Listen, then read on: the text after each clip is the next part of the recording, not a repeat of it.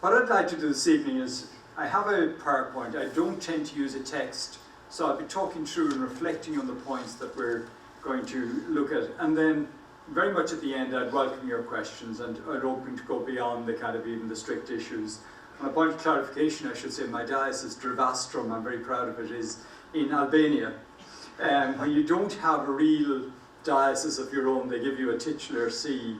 Associate, I've been told there's about 4 stones, one on top of another, that constitutes my... So I feel much more... There is a titular diocese of Villanova, but it was occupied. I would have been rather pleased to get my hands on that one. But look, what I want to do this evening is think a little bit about the question of Catholic universities, and a task that I think is very important, and this is very much associated with Pope Francis, is this idea of a culture of encounter. We're seeing culture as a place in which we, whether we like it or not, we live in this shared space, and we will be encountering each other, and that encounter, that meeting, can be a point of richness or it can be a point of conflict.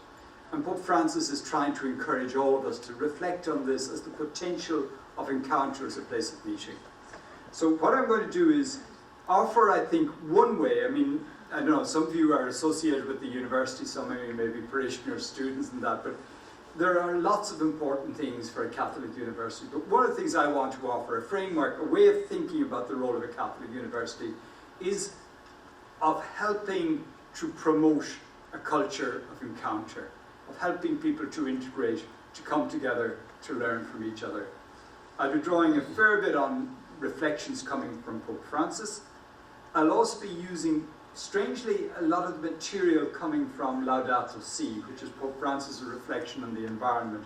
But a lot of the methodology, the way he works there, I think can have an application beyond the issue of the environment. So, just a little bit of the unpacking the mystery, the Council for Culture. We like to think we're involved and very much trying to centre on this, the promotion of people meeting and learning from each other. So the actual Council for Culture, this is for historians among you, was born after Vatican II. Vatican II had this insistence on the Church engaging with the world.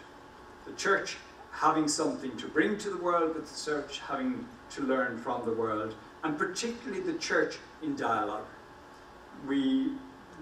Probably much better known would be that aspect of Vatican II, which said the Christian churches need to work together for Christian unity, and that gave rise to a Council for Christian Unity.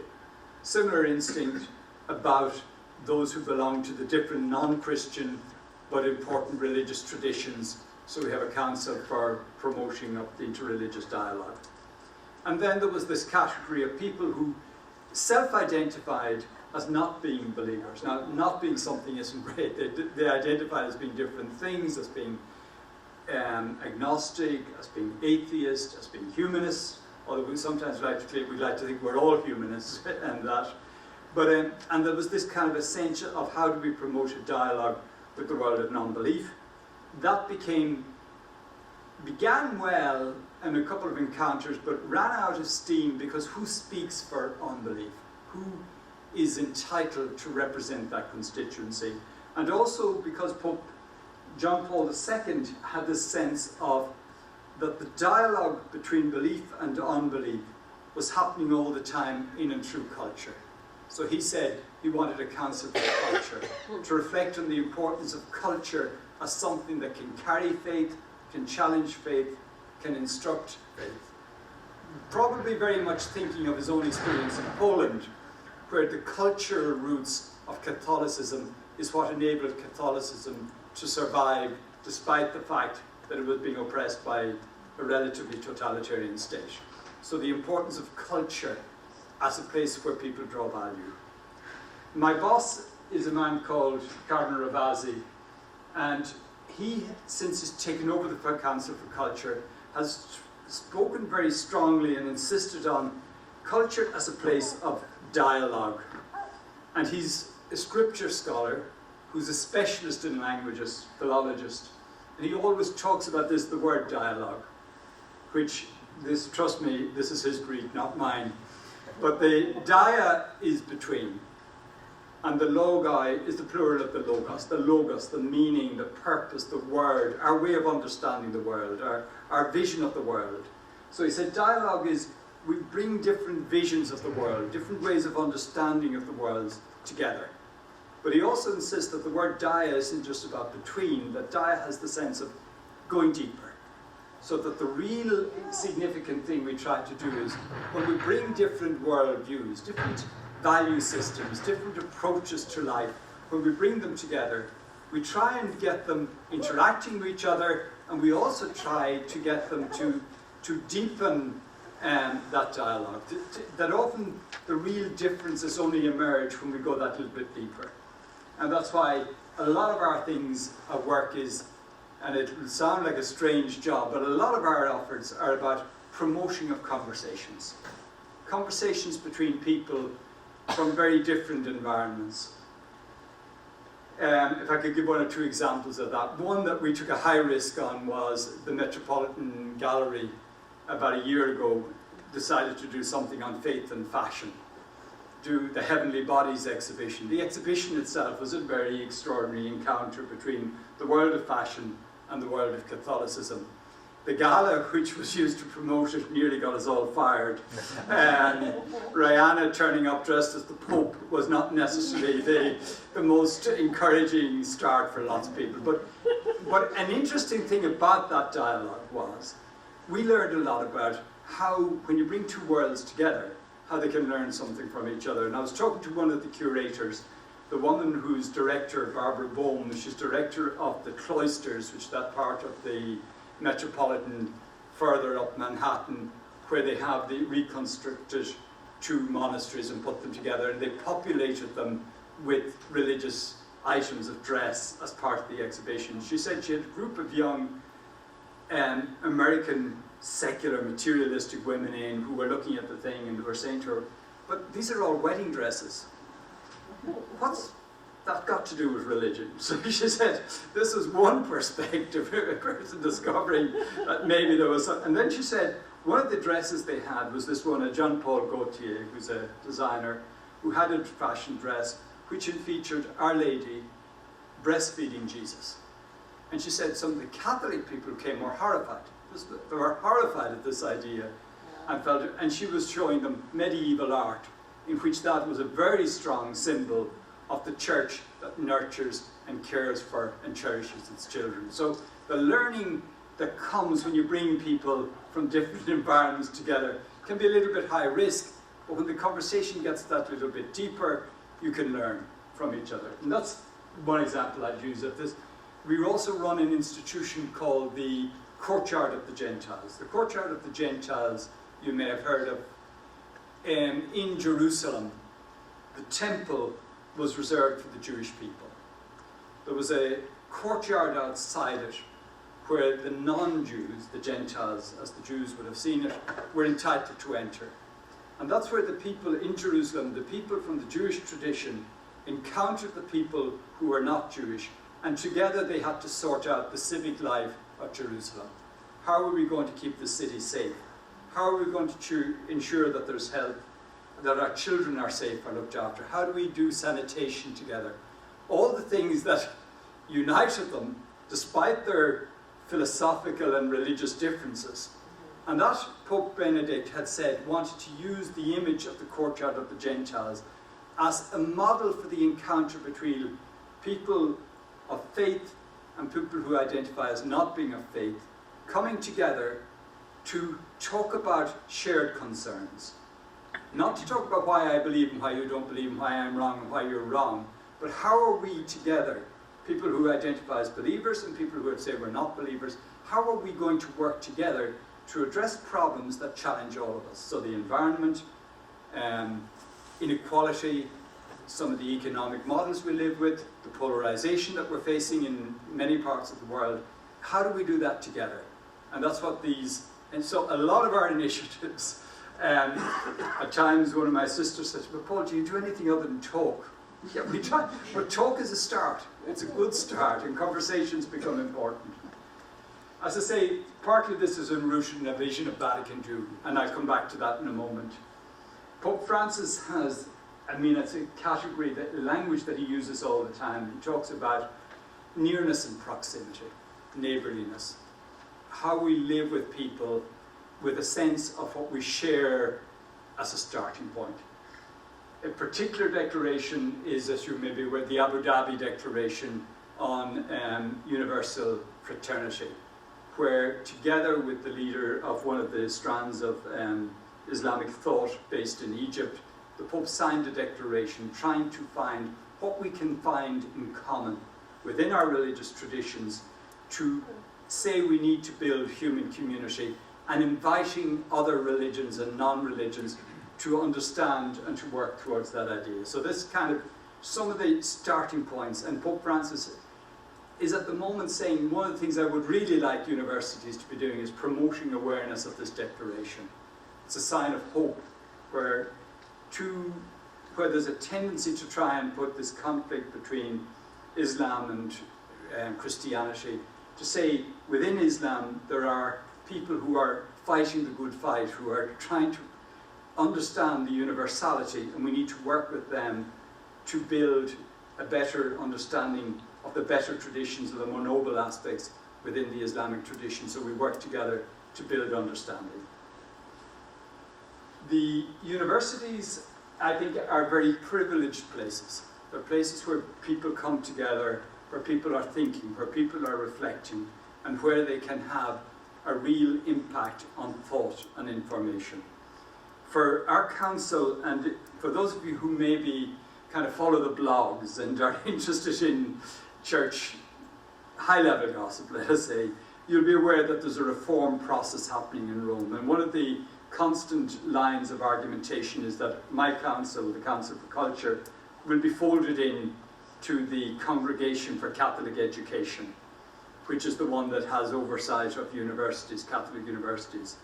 And part of the thinking there for us would be important to say is, in our council, we would say the people who are probably closest to us in terms of what we're trying to do are the universities. And we're hoping that in the context of a reform, we'll be able to reimagine Catholic universities as a network of places that will be committed to promoting the kind of dialogue and encounter and exchange that we see as important.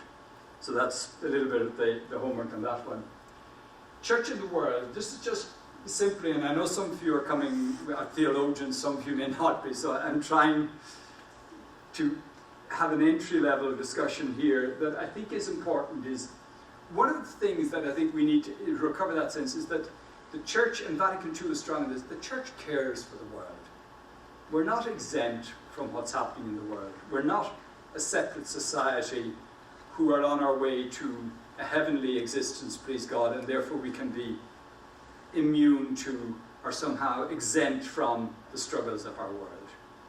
We live in a world where we have something to offer, and I think this would always been a sense of the church of having something to offer.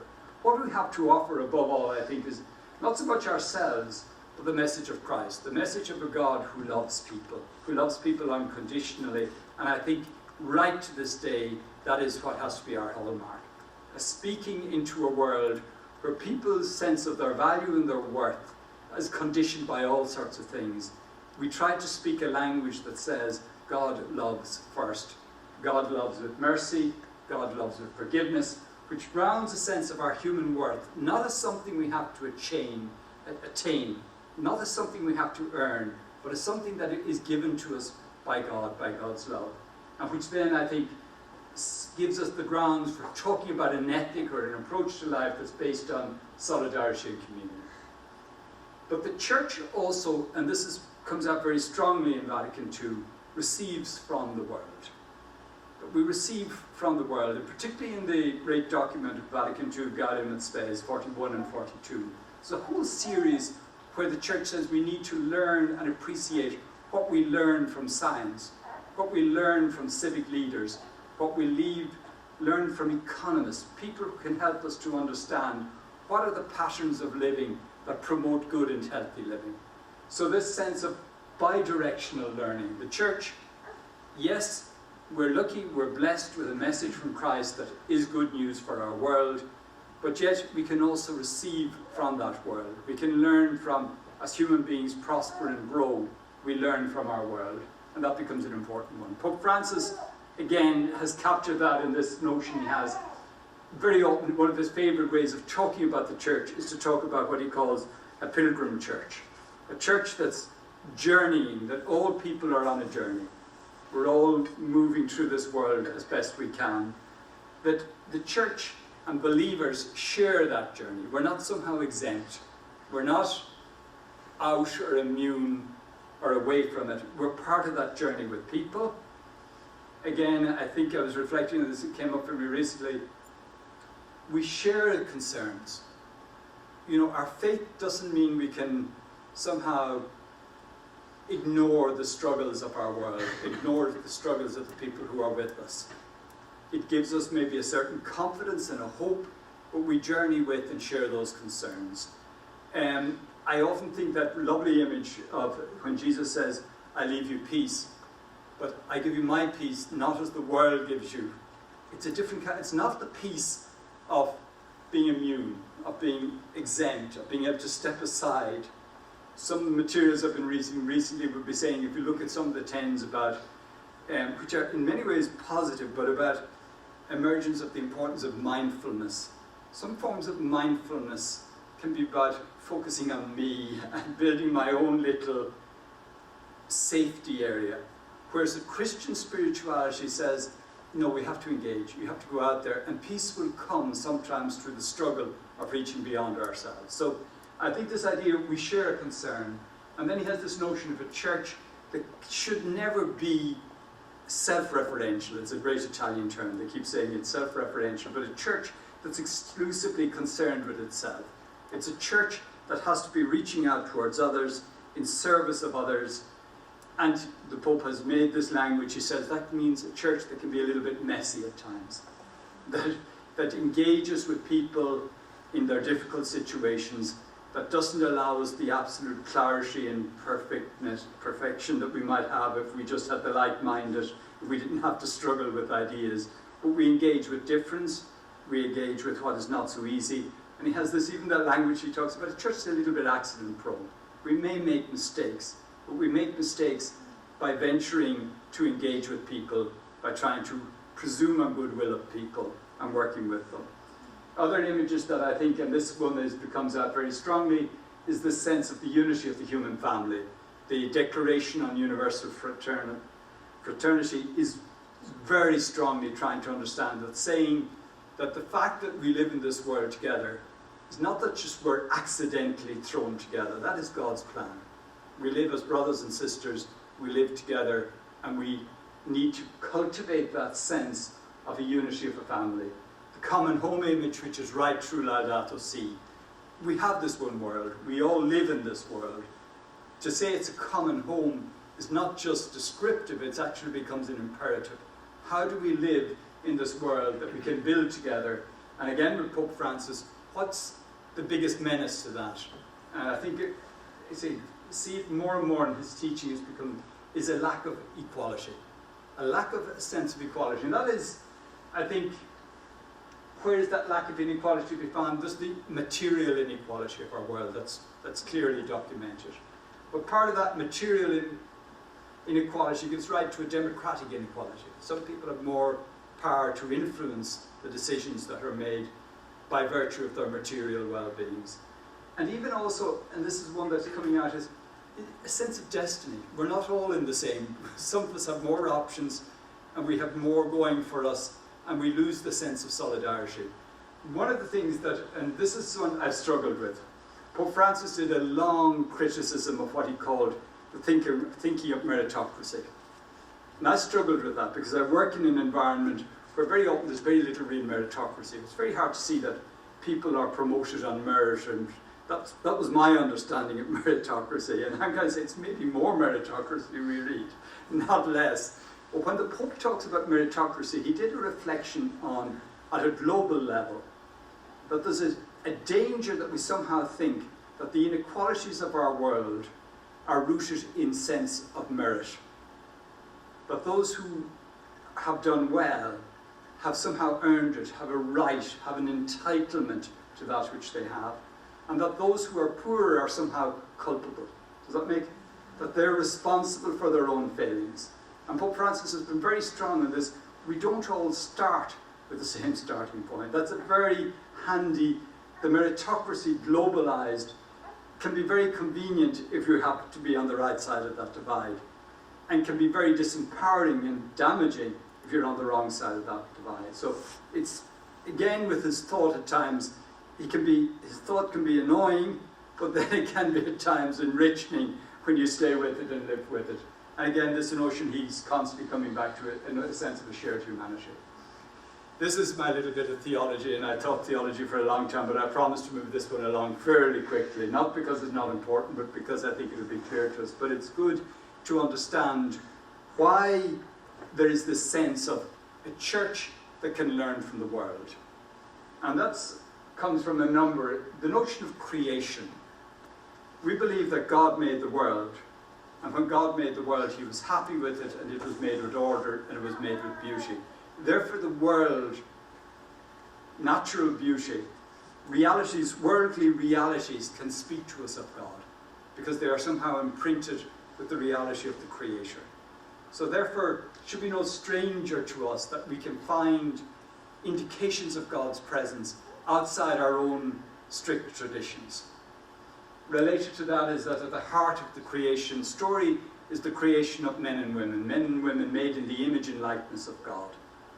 But that's something that whether we believe or not, as Christians we say every single person is made in the image and likeness of God, therefore we must respect their dignity and value. But it also means every single person is made from love with the desire to love at their deepest level, and that our message of love and of care and forgiveness will, if appropriately presented, resonate with people, because it's in their, they are made in that image and light, that we're made for communion, we're made for unity with others, and somehow it's this willingness there to see that we can learn from others, that others can speak to us of God's love, others can become the touch of God's love for us. Part of that creation, and I think it's an important one, that particularly in times in dialogue with scientists, is part of what being made in the image and likeness of God is we're made with creativity, with an ability to be creative. We have a God-given reason and ability to reflect and to think and to understand our condition and make progress in terms of understanding, and that very creativity is maybe where we most are similar to God. So that therefore this insights of science, of learning, of philosophy, should not be things that threaten us, but if they're true, if they're honest, if they're grounded in human reason, then we also see as somehow being revealed to us by a loving and creative God. I think one thing, I remember I taught moral theology for many years, and there was always that great line that people are inclined to say to scientists, don't play God. And my mentor would always say, no, what we should be saying to people is, you should play God. But when you're being creative, and when you're being imaginative, and when you're being innovative, you do it like God does, out of love for humanity. So we develop, we think, we develop our sciences, but not for our own gain, but as something to put in service of the human community. So therefore, he would always say, don't play God. Actually say, think of the love with which God created, and make that an image for our own human creativity. The incarnation, our belief that Jesus Christ, true God, true man, reveals to us who God is, and yet also reveals the potential of what it is to be a human person. The infinite capacity for love that can mark the human person. So that we begin to value that which is truly human, because it speaks to us of God. The Irenaeus' old tradition of talking about the glory of God was the human person fully alive. But somehow that's how we learn from others who and what God is. The life, death, and resurrection of Jesus showing us that even in the suffering of a Christ, there is a vindication of that. So that there is goodness to be found, there is God's presence to be found, even in what is difficult. One, and this is Pius XII, had said this, I think captured my attention. He said, there's nothing that is exclusively human. There's nothing that is only nature. There's nothing that can be only immanent. Everything we experience resonates with God's presence. And that faith takes nothing away from the humanity of what is happening. That human destiny is called forth, is revealed by God, and in a sense it's also our humanity shows us who and what God is. Part of that is also an openness to a spirit, to the presence of God, operating and working in strange and surprising ways. One of the areas where I think that becomes hugely significant, and this is one which I think is the particular cultural challenge that I think universities have a capacity to think about, is how do we think about what it is that gives human life meaning and purpose and value? How are we going to understand a shared commitment? From a philosophical perspective, one of the legacies of postmodernism is a kind of skepticism about any bigger stories that claim to offer a truth about what it is to be human, a means, a story that's universal, a story that's intended to actually make sense of things for everybody. Postmodernism has this tendency, well, if it works for you, it works for you, and if it works for me, it works for me, but we don't engage about what are the stories that tell truth.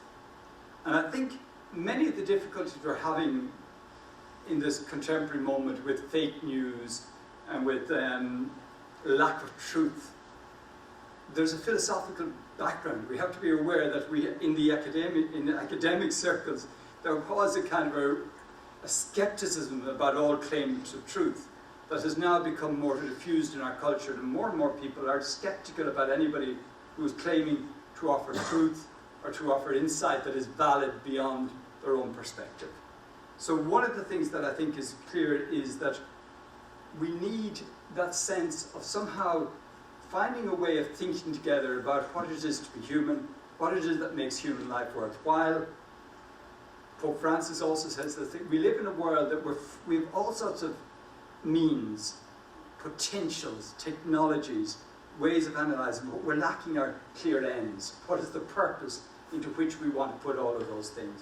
So one of the things that we're kind of concerned about is, if you look at some of the clear challenges facing our world, the environmental issue, some of the challenges that are coming from the potential of developments of new forms of technology, particularly artificial intelligence, a generalized artificial intelligence, which are being developed at a globalized level, where we need a way of thinking about those that can be shared by people from different cultures, shared by people from different religions, shared by people who are not of religion, so that we can come with some sort of agreed understanding of what it is that makes our values worthwhile. And one of the interesting things in the last, I was reading a report, in the last 4 years, there have been about 50-something studies from very senior levels of universities, of think tanks, of engineering schools, of corporations, of UN, of the European Union,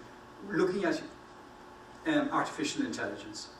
And the one word that everybody keeps using is, it must be at the service of humanity. It must be human-centric.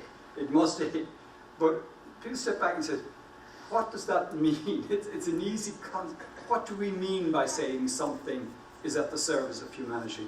How can we work together to get an understanding of what it is that is truly enabling human flourishing and human well-being, and what is it that maybe is destructive of that? And I think that's part of a challenge, how we can, in dialogue with different people, begin to understand what it is to be human, what it is that makes life worthwhile, what are the values we should cultivate, that we should promote in our schools, what are the values that are the disvalue, the damages and the harms and the attitudes that are destructive of human well-being.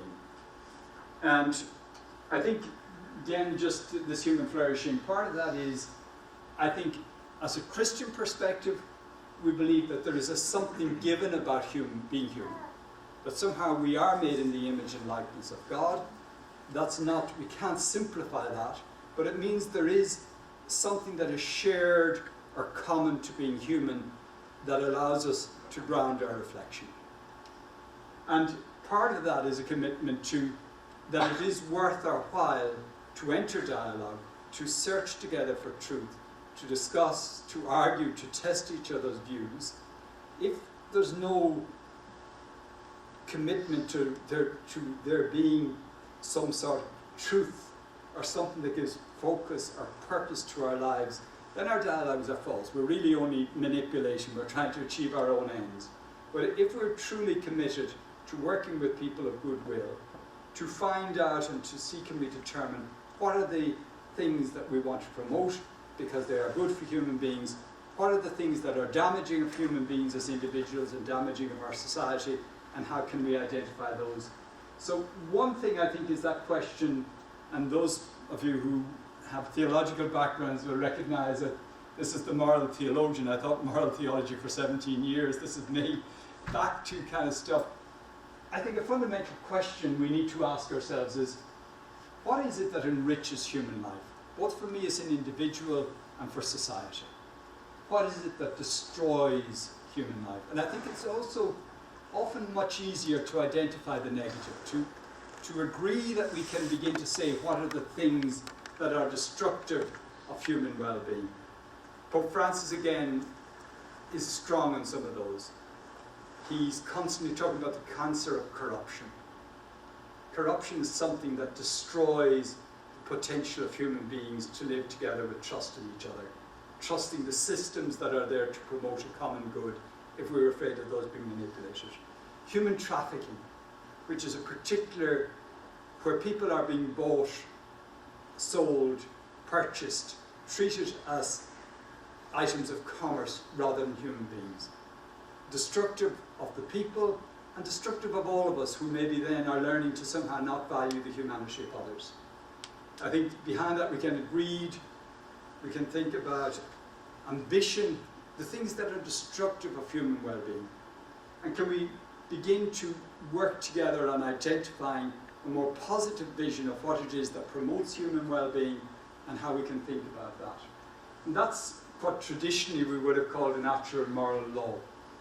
Somehow saying by reflecting on what it is to be human, of what it is that gives value and purpose and meaning and joy in life, reflecting on that not just from my perspective but across different cultures, can we find that there are common values that enable us to begin to determine what it is that makes life worthwhile. It's not an easy, because cultures work differently, but it's saying that somehow in the mixture of cultures we get different perspectives of what it is that enriches human life, and we can learn from each other in that pursuit.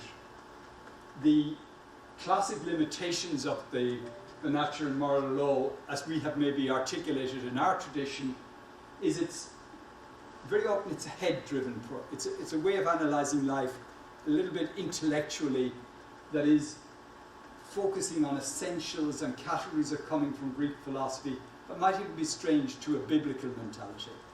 I think a second one, I think we have to, the way we have articulated a lot of our insights are unduly Western. It's coming from a Western perspective. We have a lot to learn from the East in terms of how we think about human actions, what it means, what it is that gives purpose to life.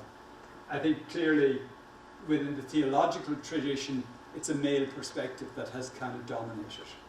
And it's also generational. It tends to be a reflection of an older. So a true recovery of that kind of method of reflecting on what it is to be human requires inclusivity.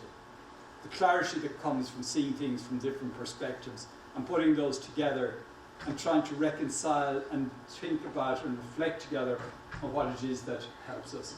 I think a very important part of that for all of us is this, certainly one of the biggest ones we try to do is human rights discourse. It's a language that can begin to appeal at a universal level. And we say, what are the values that we need to promote in order for human life to flourish? I think we need to watch some human rights traditions are more positivist. It's kind of rhetorical. I use the language of human rights to promote the values that I want.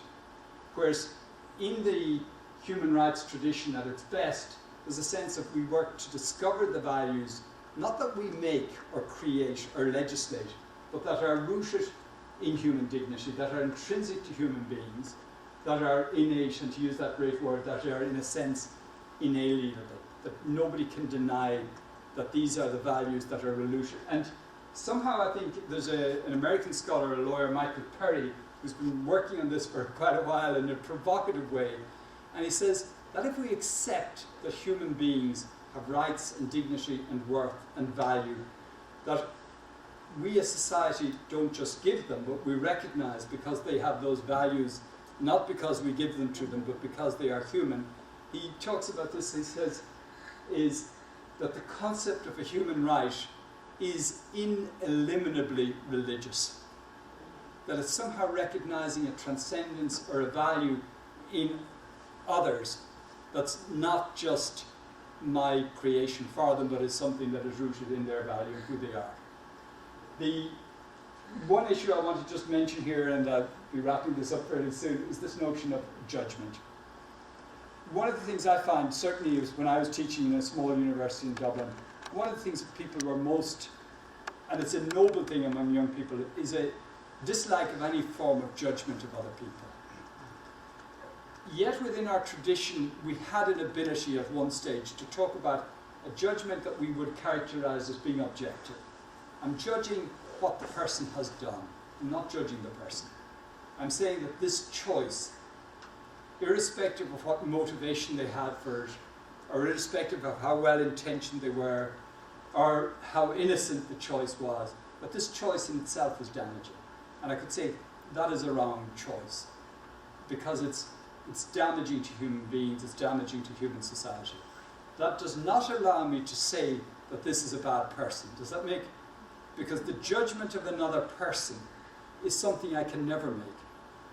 Only, even ourselves, it's hard sometimes to make a clear judgment of ourselves. To what extent did we have freedom and knowledge and understanding of what we were doing? So therefore we need to recover the sense of being able to say, that is wrong. So somebody promoting human trafficking is wrong. Even though that person may themselves be a victim of an unjust economic. So we're not going to jump to a condemnation of the person. And that's something that's relatively easy in theory. It's not even easy in theory, but we can make that distinction between judging the person, which we shouldn't be doing, judging their actions, which even when they've done it for the best of intentions could be wrong. And most of us have had experience of people hurting and damaging us, doing things with the best of intentions. But we're not always as good in reality. If somebody does something to me that I don't like, I'm not inclined, well, they've done something that's wrong, but I'm not going to judge them. Certainly in the Irish tradition, we're good at jumping to the next step. But needing to recover that sense, because unless we can have a clarity in our language that we say, X, that is wrong, which is important, but that is not a judgment of the person. I think somehow that's a key thing that takes some of the viciousness out of some of the conversations we have about value and worth, where people feel they are being judged, or that their worth, their identity is not being valued. The human potential one, and this again in the universities I think we want to just talk about, is one of the issues that I think is important is that we need to have this sense of faith and reason as being complementary. That's been very strongly in our theological over the last while.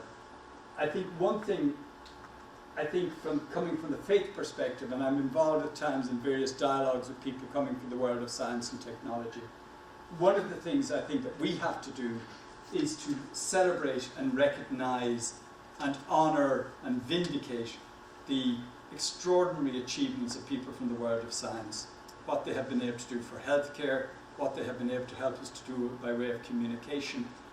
And I think we're not always inclined to do that. We're inclined to be worried about where technology is taking us, where science is taking us. And unless we can really recover a sense of a celebration of what science, what technicians, what people using their God-given reason have been able to do in terms of advancing and making this world a better place, we're not going to be then credible when we want to raise the occasional question mark. And the question mark comes, Pope Francis's term, where he talks about, particularly in Laudato Si, he talks about the importance of science and technology and how there can be no way of engaging the threats in terms of environmental destruction and climate change without the insights of scientists. But he raises a question where he says, if we think that the only way or the exclusive answer will come from science and technology, he sees that as reductionist, that the risk is that the only valid type of knowledge seems to be knowledge that comes from science and technology. He says, with that, 2 points that I think are important. He says, one is, the science and technology model has, there's the world, and I'm here, I'm acting on this world. It's a little dualistic, whereas the Pope is very much saying, we live in a world, who we are is conditioned by this world, we don't have a neutral position from outside, and the danger of a scientific, exclusively scientific technocratic model is that it's a little dualistic. It's the world, and I'm failing to see how I am part of what's happening. The other one, he says, is that science and technology no longer grows in a vacuum. It's in a commercially conditioned reality. And a lot of the priorities will be determined by commercial factors unless we're clearly reflecting on. So even when we look at some of the materials coming from artificial intelligence and the potential of artificial intelligence, the initial applications are more likely to be developed for where there are markets and where there are clear profits to be gained, such as in the past sometimes with the pharmaceutical industry, where there would have been a tendency to develop the drugs for what were going to be successful. So we need to watch that. The cultural ecology is that ability to learn from other cultures. Pope Francis is very strongly on our need to work with the wisdom traditions, particularly of some primitive, what we would characterize as more primitive peoples, but who have a sense of living closeness to nature, who don't have that dualism, who have a sense of the value of the earth and creation that is not just about commercial or potential, but has a value in itself, and needing to learn from that. The arts, again, Pope Francis brings that unless we learn to cultivate a sense of appreciation of beauty, then we respect nothing. Everything is just to be used. Whereas part of what the arts is to teach us to appreciate what is beautiful, what is value, what is life-enhancing, even though it may not be necessary. So this notion again of gratuity, what it is that enhances our life, adds value to our life, that may not be simply explained in terms of its utility, of its functionality, and trying to recover that sense. And then this also, I think that true learning happens by doing, and learning, if we're trying to learn about a value of service, learning that through doing simply than through the head. Digital world I'll skip over, because I think it's one of the tasks, it's my old area of speciality. But I want to finish on this last slide, which is Pope Francis on the notion of dialogue as a commitment. And this is an image of Pope Francis visiting the island of Lesbos, where the people who were coming in from Syria were being held.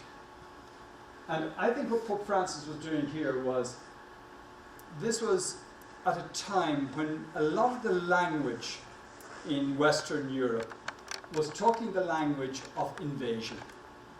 Hordes was a word that was being thrown around. David Cameron at the time, the then Prime Minister of Britain, was talking about swarms. We were in danger of being overrun. And there was kind of a panic across Europe.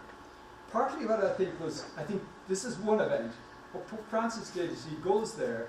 It's not about him. It's about giving a face to what previously were being seen as a threat and trying to remind people of the humanity of the people. I think this image was important. I think a sad image that also, in a strange way, you may remember that image of the young child that was found on a beach and that went around the world. And suddenly, it's sadly, but it is humanizing and trying to do. So part of when we talk about dialogue, it's an important value in a university that we're committed to dialogue, to learning from each other, to hearing each other's stories. But I think it begins as something that is almost in our psychology. It's how do we think of the other person? Is the other person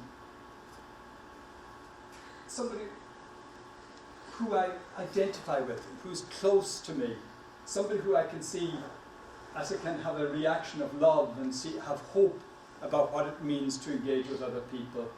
Or do I sometimes go rather the route of distance and fear? I see the other person as a threat, as a menace, as somehow competition.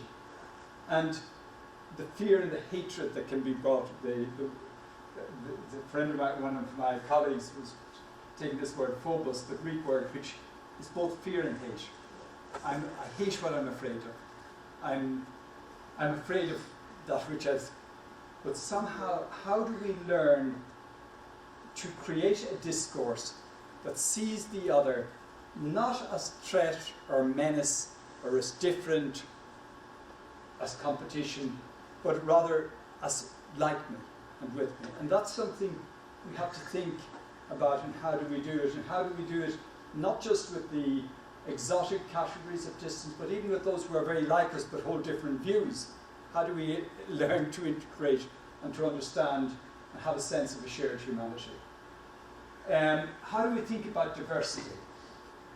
Can we learn about diversity and difference as actually a richness? Something that adds to the value of life is that we're not all the same, that we can learn from each other. I do think on something like that there's this notion of incremental learning. Very often this situation came in Northern Ireland, for example, where we have Protestants and Catholics, and people said we should put them in schools together. And people said, you have to do that incrementally because the fears are so much in the...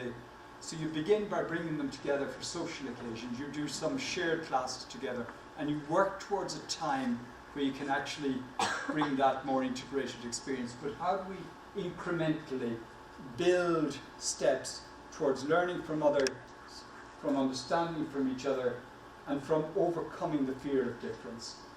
I think within that the power of mercy, a willingness to learn. If we have a sense, mercy begins with understanding that there can be love and forgiveness and care for us in our weakness. Then that means the other, I can't stand over or above the other. So I often think there's a reflective piece that's been done. If there's no mercy in the world, when we discover our own weakness, we're left with three options. I can either deny it, or I can tell a lie, or I can say it's not wrong, it's not a weakness, or the other one is despair. And what mercy is about is it says that God loves us in our weakness and strips away any sense of superiority of the other. So how we make mercy part of how by acting with mercy and forgiveness we liberate people to be themselves merciful. I think faith communities have a very important role in empowering the right sort of leadership. In our world, faced with a world where there is fear, some politicians say, that's the line I'm going to go with. Others say, I will try and work to build trust and understanding. How do we create a constituency, a support base that encourages those who take a more positive approach to difference and to understanding? So how do we build a constituency for positivity? Partly then I'm going to leave on just the last two names I have here are the name of Archbishop Welby of the Church of England, who talks about a thing of what he calls a kind of ecumenism, where he says ecumenism is about confronting difference. It's not asking what can I bring to the table, but what can God teach me from what's lacking in my perspective, but is present in the other person's perspective. So it's a receptive ecumenism.